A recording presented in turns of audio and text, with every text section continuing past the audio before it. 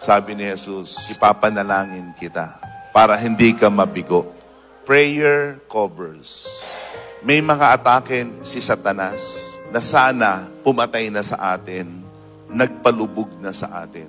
May mga panahon na akala natin ay hindi na tayo makakapanatili sa ministeryo.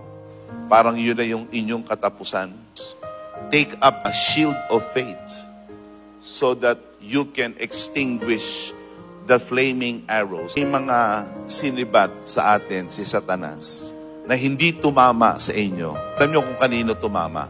Doon sa mga kapatid na nananalangin sa inyo. May mga panahon na hindi na tayo makapanalangin sa sobrang hirap.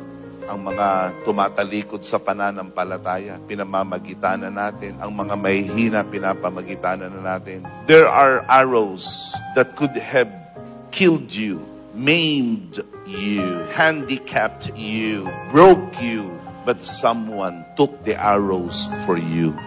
Pinagtakpan ka. At yung bala na dapat ay pumatay sa iyo, yung iba na ang sumalo.